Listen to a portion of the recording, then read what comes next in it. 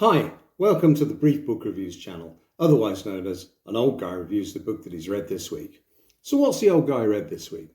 Well, the book I've read this week is this one. It's called Breaking the Dark by author Lisa Jewell.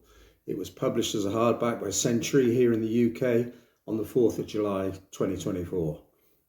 Now, I have to admit, I was a little bit confused when I saw this in my local Waterstones, because I've read Lisa Jewell's books before and they're normally dark, psychological thrillers.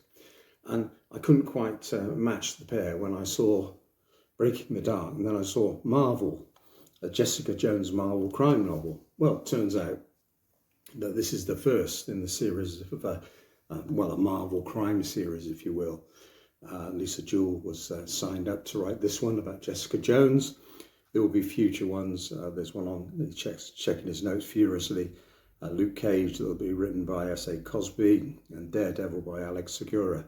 So a little bit of a different type of mashup, I guess, because I thought, this is strange, you know, dark psychological thriller writer, Marvel superhero series. But glad to say she's made a really good job of it.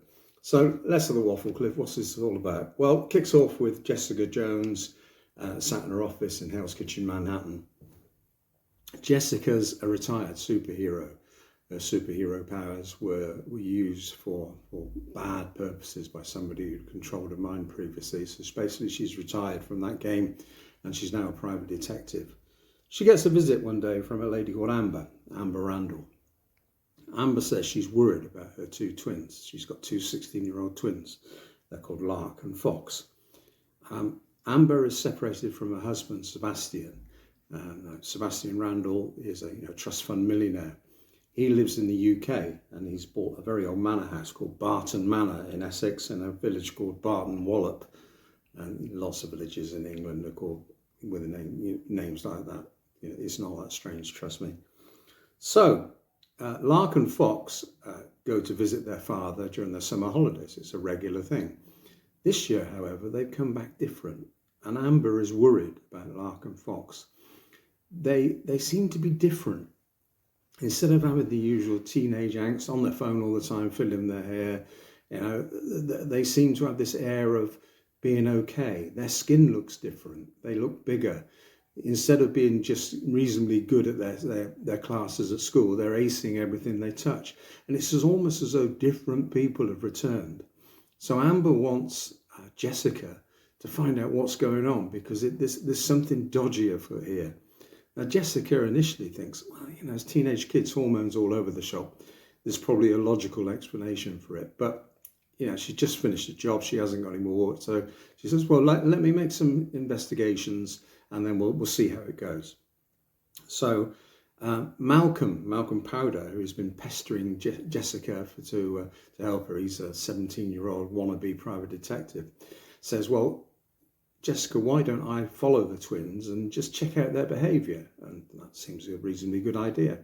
Malcolm does this and he comes back to Jessica and says, yeah, they are acting a bit odd with their friends. Even their friends think it's a bit odd. So Jessica decides to take the case on. Amber says she'll fund a trip to the UK and off Jessica goes to the UK to Barton Wallop. And sure enough, there is something dodgy going on. It turns out that Lark and Fox, while staying with their father in Barton Manor, while he's doing it up, it's a 7-bedroom Jacobean ancient pile.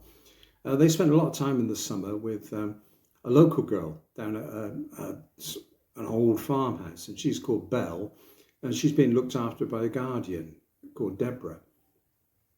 And it turns out there are lots of rumours and myths about Barton Manor. Years ago, some children were killed there in a massive accident, and haunted things going on. And the farmhouse, again, nobody sees Deborah or Belle very much. They get all their groceries delivered, so it's a bit of a strange thing. So whilst there and whilst investigating the farmhouse, Jessica herself becomes affected by the feeling of being perfect, and she knows that something somewhere is going on. So that's the gist of the story. The people in this old farmhouse are up to things that aren't quite right, and Jessica soon unveils a plot where the people behind this are trying to make people, particularly youngsters, perfect. But of course, there are and that's on the plus side. There are downsides to that because other people will get hurt. So it's a really good build, a really good mystery. We're in a race against time for the people who are the bad guys who are trying to impose this, perfection on youth. Jessica has to get her friend Luke Cage to help her out a bit, and it's a really, really good story. So the author at the start, in the author's notes, said that a few deadlines were missed during the production of this book because it's a difficult gig to meld the writing an interesting mystery come thriller with the bits that these superhero bits were like, and certainly the villains in this space, whilst they are using advanced technology to further their aims, they also have powers themselves. So really, really good read. I enjoyed it. It's been years since I read a Marvel comic, but I think the fusion of mystery thriller with the superhero bits is done very well, and Lisa Jewell's made a very good job of it. So worth a read. 453 pages. That's it for this week's brief book review. I'd give it 7 out of 10. Very enjoyable read.